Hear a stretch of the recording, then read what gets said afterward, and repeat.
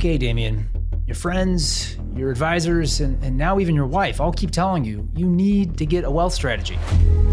It's time to get some help, buddy. But wait, if I do that, I'll have to talk about who's going to look after the kids if something should happen to me. And I'll have to decide what to do with that wealth I've been trying to build here. And I hate decisions. I don't want to make decisions. Okay, yeah, and wait, I'll have to talk about me not being here. I mean, I definitely don't want to do that. And all of the terms and types of trusts, they're pretty confusing and overwhelming. I mean, and not even to mention the fact that my inbox here, it's about to eat me alive. Okay, that's it. We're definitely not doing this today. I'll do it next month when I have more time and I feel more up to it.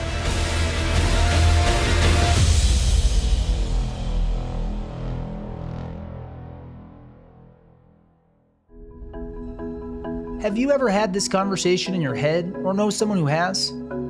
I clearly have. And that's why I'm excited to share with you on Simply Tax today, a conversation on wealth strategy with BKD's Troy Farmer that was inspired by some of the repeating themes in the conversations I have with those I work with. Planning for your wealth can be a topic you might want to avoid or put off, but it's of paramount importance to achieving your long-term personal and often family goals, or for helping someone you work with or advise to do the same.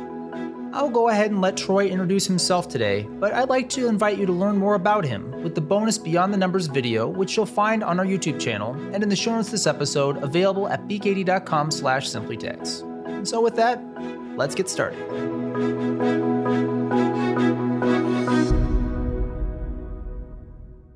And why don't we start with the question I always like to ask people at the beginning, because I feel like it's a good place to start. Who are you? Where'd you come from? And what do you do? Troy Farmer. I am a regional wealth strategist, and I come from a varied route to get here. I started my career as a CPA, as a tax accountant, went from there to a health insurance company in finance and accounting, but then went into actually the benefits side of the business for a while. Decided I'd had enough of working after 10 years and then went back to law school full time. So I was in private practice doing estate planning, business planning, tax for 16 years, and then spent time at Fifth Third Private Bank as a senior wealth strategist and actually running the wealth planning department for Private Bank before joining BKD as a wealth strategist. Well, I have to ask you, before we get into the plan questions here around, that decision to make the move, to go back to law school. How was that for you? And what kind of drove it, and what was sort of did you have any second doubts along the way sort of thing? Because I know I've been at that crossroads and I didn't go that direction. So I'm curious. I didn't. It was interesting. The impetus was kind of two things, really. When I was at my previous CPA firm doing individual tax, I developed some kind, a little bit of interest. Then I was actually on the benefits side at the insurance company, and we did a sort of continuing ed around financial planning and how the insurance fit into it, which sort of redrove I had always wanted to go to law schools. Maybe I should be thinking about it. My grandmother then got ill, and she did not have any estate planning documents or anything done. And we had to institute a guardianship and going through all that. And she always wanted me to go back to law school. So it was kind of that all drove the decision. But I will tell you that 3 years of law school was the best 3 years of my life. When you're working in the corporate world for 10 years and then you can go back to school, roll out of bed, put jeans and a sweatshirt on and go to class, it's great. There you go. Absolutely. Yeah. So what is a wealth strategist, I guess? How do you describe what you do in the role that you fill? I like to equate sometimes the role as a little bit of a gift and estate planning consultant, but the important thing to remember about wealth planning is that wealth planning is all encompassing in various financial aspects of one's life. But what I don't want anyone to lose sight of is I don't feel like it should be tax driven as the primary importance. What really is important for the strategist to do is sit back, listen to the client. What are their goals? What are they trying to accomplish? What do they want for the future generations of their family? What are their philanthropic desires? And then lead into, okay, what do you want to see happen? Now let's talk about, can we find a tax efficient solution to make that happen? you and I get to work closely together in this space. So Yes. maybe coming from the mindset of questions I often get from those that I work with, Yeah. sometimes they'll come and say, well, I want a solution for this, that, what's the thing I can do for this? Or I heard about this from my buddy or whatever, and Right. I want to do this. But what I'm hearing you say is maybe don't start with the solution, but start with What's your goals? the What's your goals. Yeah. intent? What's your intent? What's your goals? What's your purpose? What's your values? That leads into a conversation of, okay, I'm building wealth. I want to plan to continue to build it. But then we need to talk about also what happens to it when I'm no longer here. Because unfortunately, as we tell our business owner clients, you need an exit strategy because no matter what, you're going to exit one day. We don't have a choice. Yes. Right. Haven't figured out any alternative solution to that. So, No. so that's the case. The death and taxes thing That's comes right. back to bite you. Yeah. So I guess we can get those conversations started because it's not as easy as maybe taking like a sushi menu and picking, I want one of these, and one of these. I mean, it's an involved process, and you're talking about perhaps even your own demise, which isn't everybody's favorite topic to get out of bed and thinking about each day. Correct. Absolutely right. And there are various, as you well know, many techniques out there that are wealth transfer techniques. And, a lot of acronyms get thrown out. It's important to look at all of them, but all of them are not going to be the primary solution for a client. And so that's why you have to start back with what are the client's goals and values? And step number one, before we start talking about transferring wealth, it's let's quantify your live on capital needs to make sure we're not, for tax reasons, doing something that's going to cause a problem later on because you gave away too much money. Yeah. So every client's different. And so that's why you have to start with the picture of what the client is today, but what's their goals and values to get started. I think that's probably a good expectation to come in with a little bit differently, perhaps, than those that are coming in saying, well, we're going to just do our estate planning and check the boxes. Yeah. You're talking about something more holistic. That's going to probably require a little bit more, maybe patience in the process. Yeah. Yeah. That's the key word. Holistic. Holistic. Okay. Holistic. All right. So then, since I mentioned estate planning, and Yes. I know that's near and dear to both of our hearts as part of this, but what role does estate planning play in a wealth strategy? It's really quite significant because if we're doing our jobs right, we're helping a client build that wealth over their lifetime. Something has to happen to it when they're not here anymore. And that's where the estate planning comes in. What does the client want to do with that wealth? How much do they want to pass to future generations? Is there a charitable intent, a philanthropic intent that they might or might not want their family to get involved with? The business succession has to play into the wealth transfer strategies. It's a very significant part of an overall holistic plan. The part of the plan, we cover lots of things, planning as the business grows, business and management continuation as the owner comes out, and then who becomes the owner when the business owner dies. Intra-generational wealth. How do we plan if we've grown our wealth big enough to benefit many generations, how do we protect that so that it will benefit many generations? What techniques and what gifting do we do outright to someone, or do we put it in trust to make sure it's protected and it's going to last a long time? Estate planning is a huge part of that because that's really the continuation for future generations.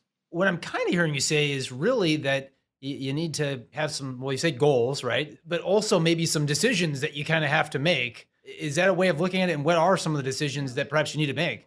As you're building your wealth transfer, what I tell every client they're eventually going to have to do is answer some questions. And that is, when do you want to give the money away? Do you want to see some of the benefit, your future generations, some of that benefit while you're still alive? Or do you want to wait until you're no longer there? How much do you want to give away to family? How much do you want to give away to charity? Or how do you want to use it? And then how much control do you want to maintain on that? And there is an ability for a little bit of what I'll call control beyond the grave, because you can do a lot of asset protection work with trust to make sure that that wealth is not going to get squandered. But some clients prefer, nope, just give it to my kids, and again, it all plays into the goals and values of the client. And that's why you have to have those conversations up front, because they affect the decisions when you're gone. So do you ever encounter anybody that just basically says, I don't know, or like, I haven't thought about it enough, or I don't even know where to start to answer that question? Yeah. Okay. So I guess not Absolutely. alone if you're feeling that way. I mean, No, how do you no. unpack that a little bit? And that's my job, to help you unpack that and to sort of take you through a process of, let's quantify that live-in capital. Let's talk about some techniques that are short-term and not necessarily a long-term commitment, like giving away gifts every year with your annual exclusion. If you have life insurance that you're already putting premiums on, maybe we put that to a life insurance trust. So some gifts that don't have immediate impact.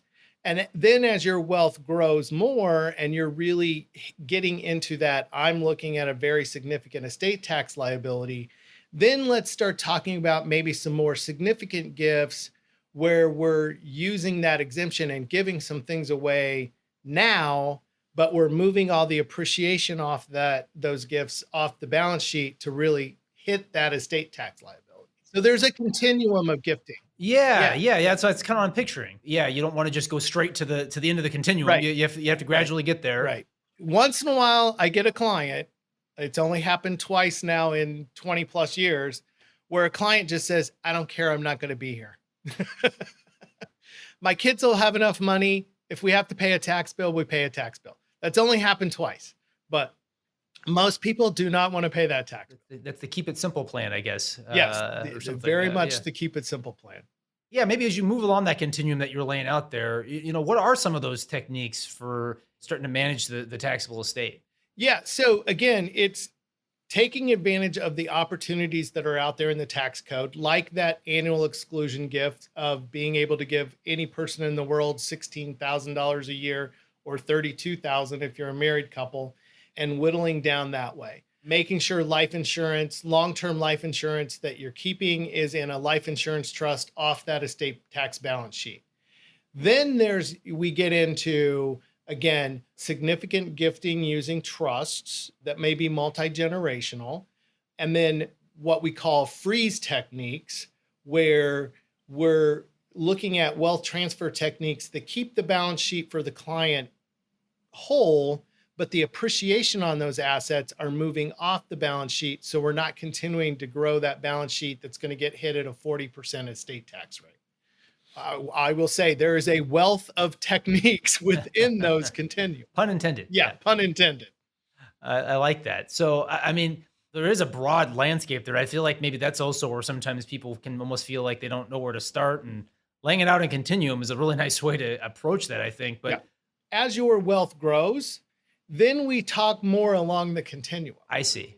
If you have projected estate that's just over that threshold of the estate and gift exemption, then we're going to say, well, let's talk about using some annual exclusions every year to keep it down, or make sure we've got that life insurance that's now on the balance sheet off the balance sheet. And then as your wealth continues to grow, then let's start looking at some more sophisticated wealth transfer techniques that I was just talking about, the appreciation only. I've quantified my live-in capital. I'm going to be fine. I can give away a more significant amount of money. So as the client's wealth grows, you keep growing on the continuum. Okay. Because I think what I'm also hearing you say, which is perhaps a little bit different than a way it's maybe perceived sometimes, is that it's not just a one and done. This is an ongoing process as you continue to develop the wealth and as you continue to grow. Is that a fair way to put it? That is a fair, and a wealth plan is not a book of illustrations with some recommendations to give to the client and you're done. It is an ongoing monitoring of where we are in that process and what we're doing. I gotcha. Okay. And I think that is interesting, because I feel like sometimes people don't perceive it that way for whatever reason, Yeah. And unfortunately, from past experience, there's some planners out there that will just say, here's what you need to do, and that's the last you hear of them. That's not the way we work.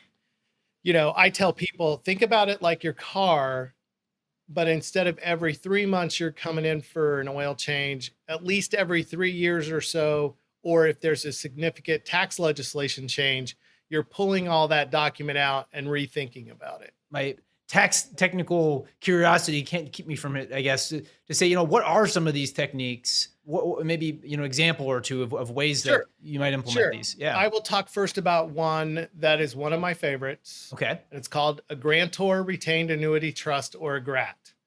And a GRAT is one of those freeze techniques that does not necessarily take a significant financial commitment on part of the client, because what we're doing is a GRAT allows you to keep the money that you're going to use, but move all the appreciation off that balance sheet. So big picture, client forms a trust, minimum of 2 years to as many years, but the key here is you want to outlive the term of the trust. Well, let's use $2 million. Client puts in $2 million into a Grantor Retained Annuity Trust, picks a 5-year term. So over the course of that 5 years, they're going to get paid back what they put in, plus what we call a hurdle rate, which right now is about 2%. I'm going to put $5 million into a trust. That trust is going to pay me back over 5 years, the $2 million I put in plus 2%. If the investments grow greater than that 2% over the 5 years, all the appreciation moves off to whoever you direct it to, and you've paid no gift or estate tax on that amount of appreciation that has moved off. Now, the reason I like them is they're no harm, no foul. If we design this so that you're getting back what you put in, you've made a zero taxable gift. If it works, great. We've moved all that appreciation off the balance sheet. If it doesn't, well, you get your money back, and we haven't wasted any of your exemption by using that technique. I guess in this environment, are you finding people doing them frequently? In the last few years, yes, especially with the low interest rate environment that we've been in. I've had 45-year-old wealthy clients that said, yeah, I don't need this money for the next 5 years. Let's do this. And if it appreciates, back here in the last year or so, we had hurdle rates that were as low as like 0.7%. So the investments were absolutely growing at a greater rate than that. We'll continue to be for a while. And I know interest rates are going up, but we'll continue to be in interest rate environment for a while where that hurdle rate will be easy enough to pass with the investment returns we can get on those funded assets. So I'm continuing to talk about GRATs a lot. All right. Well, if GRATs are your favorite there, are there maybe one or a few others that are in that bag of tricks there too? Yeah. And this is one that I feel like it's called a Spousal Lifetime Access Trust, or a SLAT. And I feel like gets talked about a lot these days in the financial planning, wealth planning world. But I also feel like clients get it, but they don't get it. So a SLAT is basically a trust, just like you would form a trust for anybody else, but your spouse is the beneficiary of that trust. So I think where the confusion comes in is that people think, oh, well, I can give my spouse any amount of money and it doesn't matter for gift and estate tax purposes. And that's typically true, that transfers between spouses are gift and estate tax free. And if one spouse dies, if you structure a marital gift to the other spouse, there's no tax due at that time.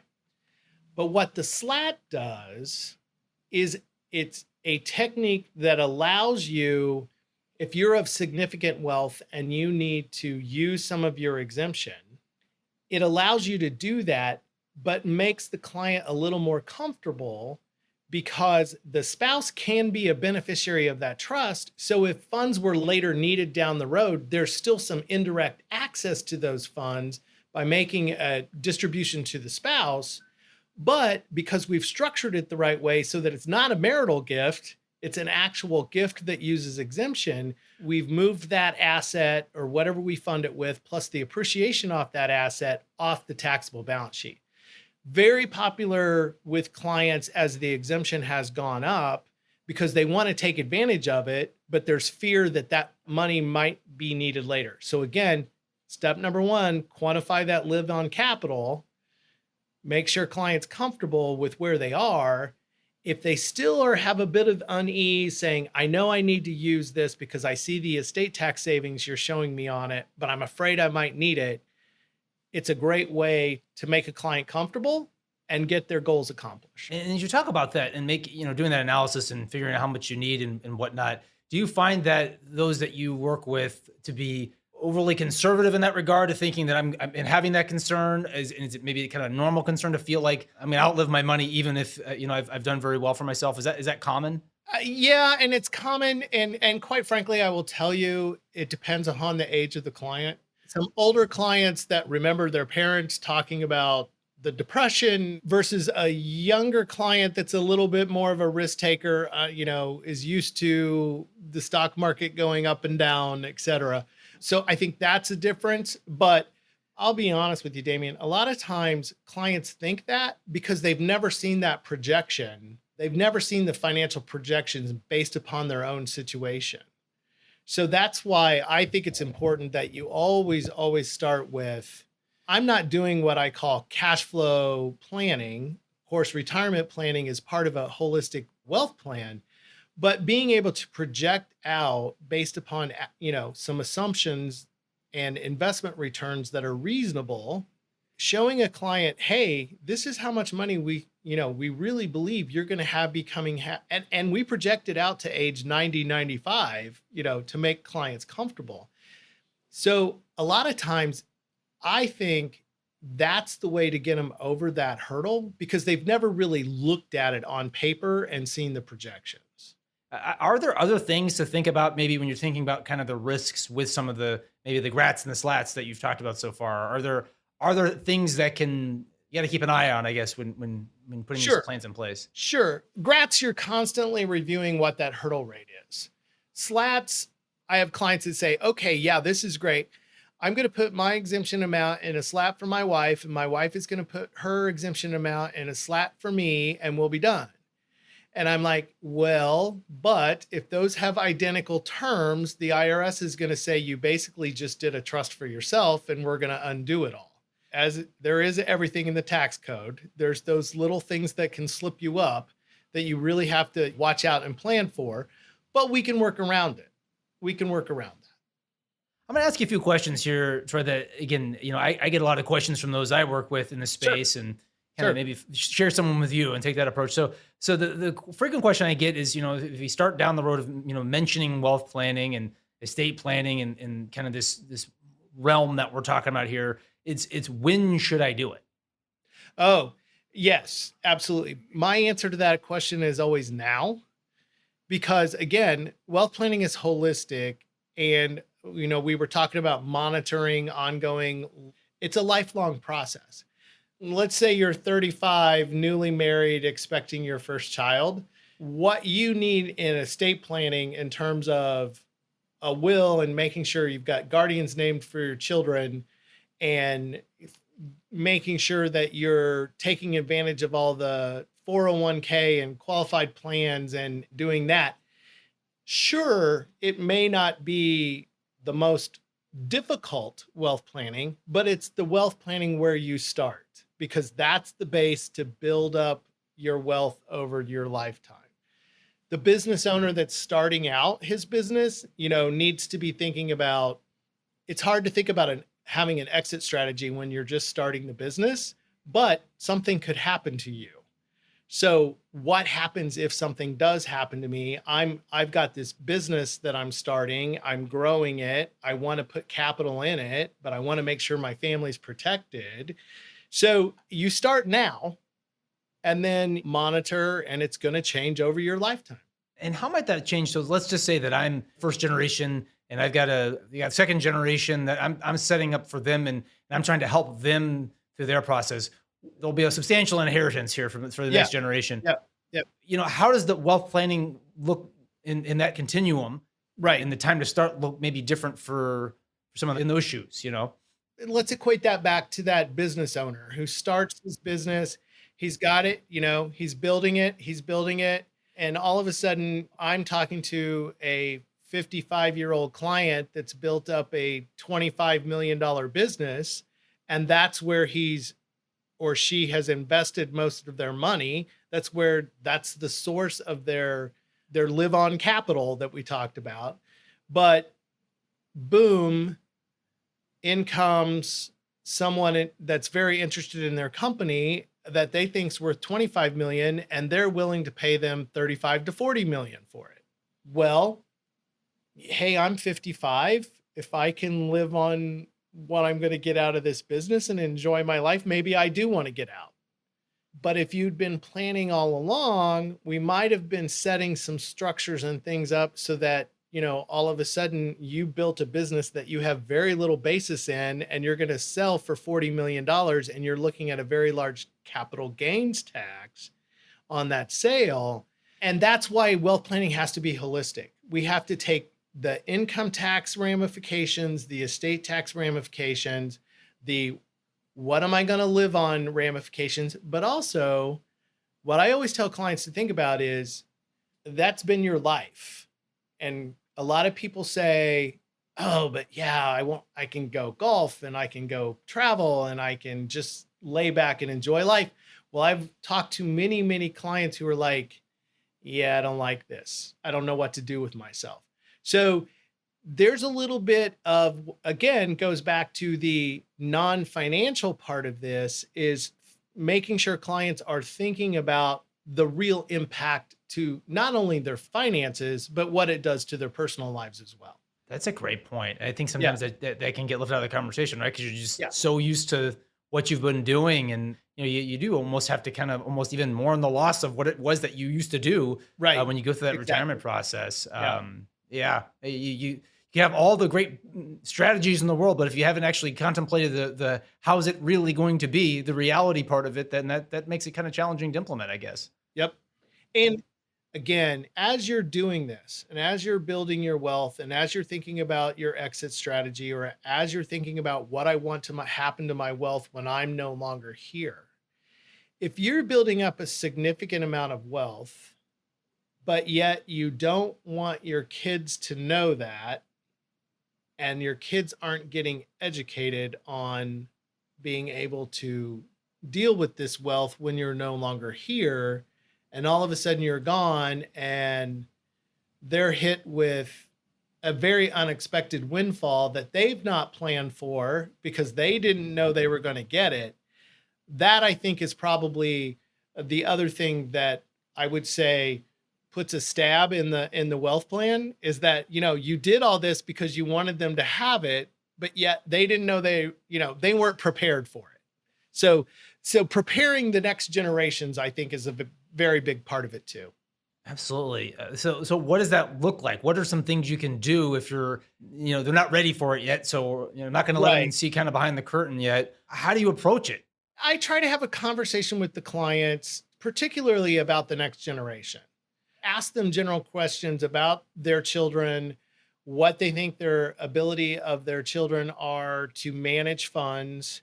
Are there special needs? Are there concerns about asset protection, concerns about marriages at the second generation? So that leads into discussion of one of those questions I asked earlier is, how much control do you want to maintain on this? I.e., I have a client that very much trusts their children, but are cognizant enough to know that all marriages don't last. So they've structured the inheritance for their children such that it stays in trust unless the trustee can make him or herself comfortable that there's a prenuptial agreement that will protect at least the assets coming from the family.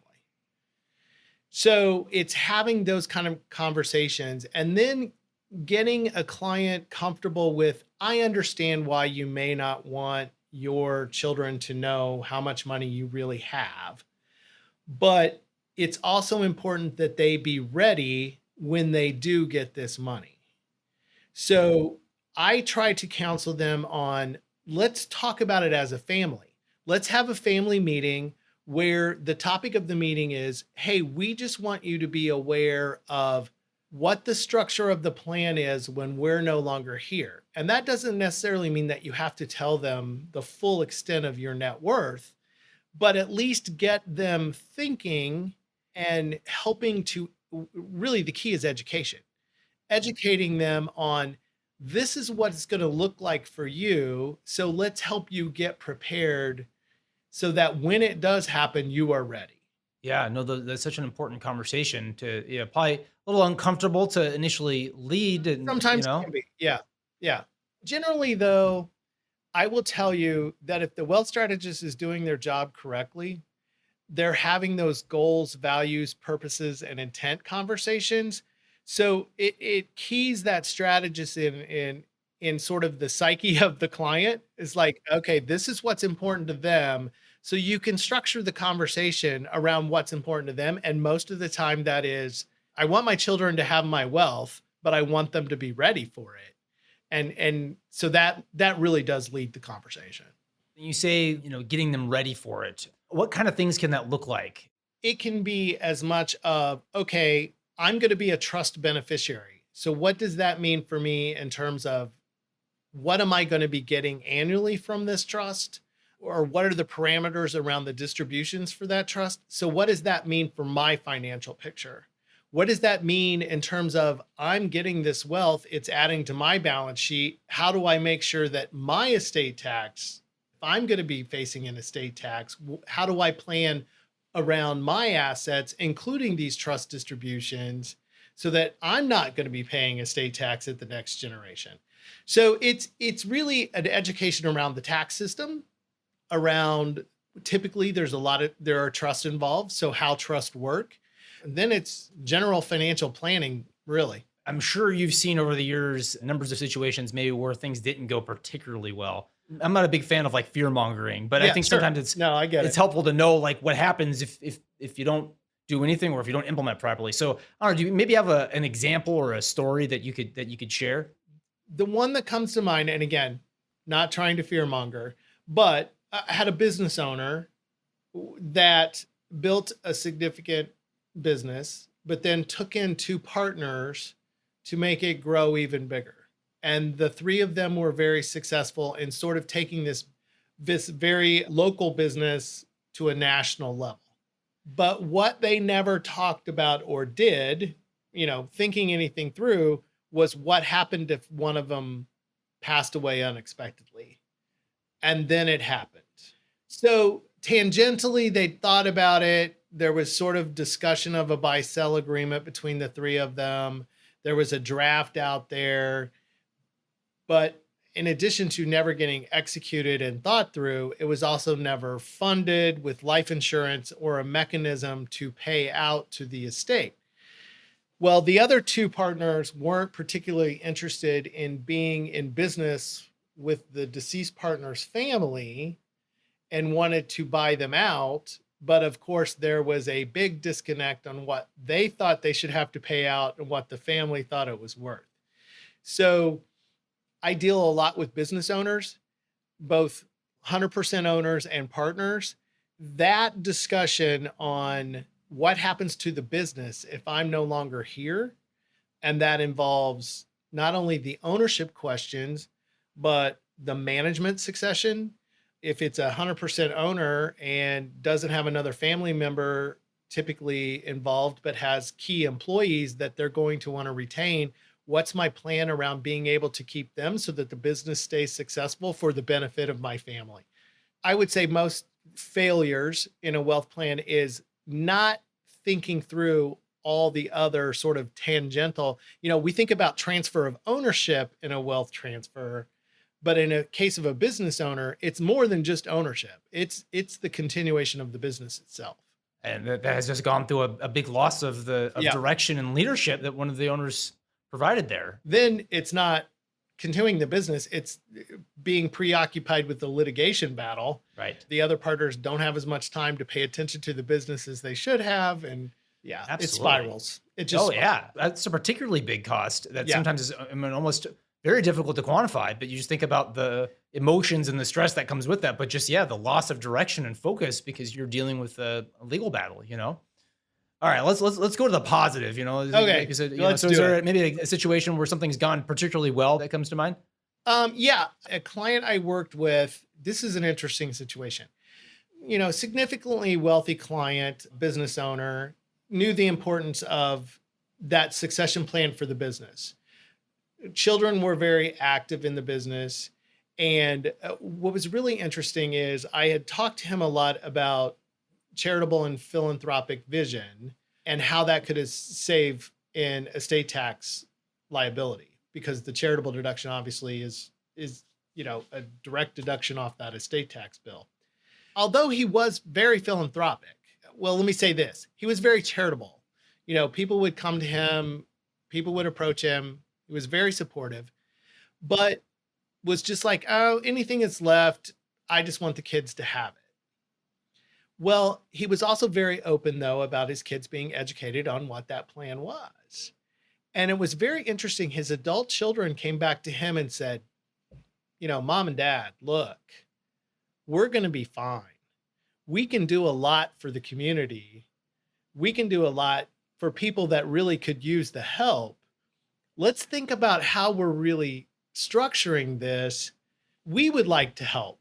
Though you could give it all to us and then we could do it, we realize from what you've taught us, there's advantages for doing it, you guys doing it, rather than giving everything to us and letting us do whatever we want to do with it. So it was a very interesting situation that I think Lynn's sort of provides evidence that integrating the whole family so that they're all aware, especially when there's significant wealth that's going to be transferred, can be a very, very positive impact. That's like the ultimate right there, right? Because that's like the goal that you want, or the outcome that I feel like many that I work with articulate, that, they want their kids to kind of reach that point. Right. In fact, one of the children was like, if we want to do this through a private foundation, I'll run the foundation. So, wow. Yeah, it was fun to see. It was fun to watch, because then Dad's like, okay, well, if you guys are all in agreement, yeah, let's do it. He was more concerned, no, I just got to give it to the kids. When the kids are coming back saying, hey, Dad, you've given us enough. You've given us a lot already. We're going to be just fine with what's here, but let's really put some of it to work for the community. It's interesting to watch the dynamics of generational wealth transfer, because the values of younger people today are not necessarily the values of the older generation. So how do you balance the two? That's the part that I'm sure makes your job very interesting and fascinating. It does. And it also, though, makes me wish that I paid more attention in my psychology and counseling classes. Sure. Yeah.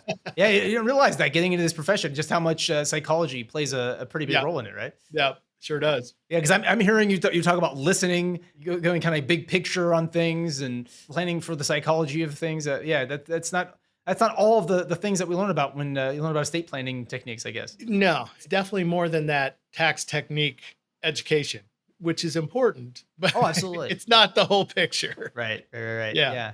Okay, so I'm going to go broad on you and just say, is there something else that you'd add to the conversation that we haven't touched on so far? No, again, it's a process, and it's a lifelong process. And so I think people need to, when you're going through what we call an engagement with us on wealth strategy, sure, it's going to be a lot of upfront work, and we're going to be really cranking out illustrations and taking some time with you. So you need to be willing to invest that time, because the wealth strategist is going to need to really get to know you. So I think that's important for a client to understand up front, that we're really here to help, but we need their engagement and we need their involvement. And again, as your wealth grows, we need to grow along with you and monitor and, adjust as we go along to make sure that those goals and values really are accomplished.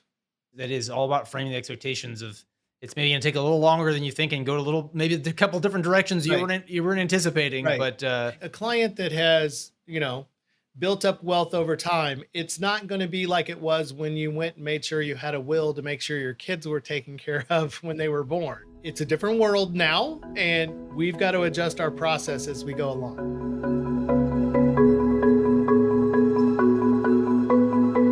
Well, what'd you think, and what questions do you have? Let us know with an email to simplytax@bkd.com or out on social media. You'll find me on Twitter, where I tweet about tax at Damien Martin CPA, on Instagram at TaxDad, on YouTube by subscribing to our Simply Tax YouTube channel, and out on LinkedIn. Be sure to also check out the show notes of this episode, available at bkd.com/simplytax, which is where you'll also find additional resources on the wealth strategies that we discussed today. And finally, if you enjoyed the episode today, and perhaps especially if you didn't, please let us know with a rating and review on Apple Podcasts. I'm Damien Martin, and thank you for listening.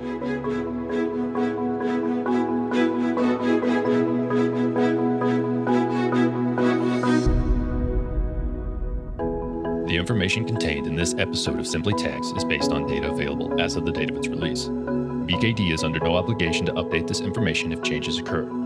Applying this information to your specific situation requires careful consideration of all facts and circumstances. Any information provided is not to be considered as tax, legal, or financial advice. Please consult your tax advisor before acting on any matters covered.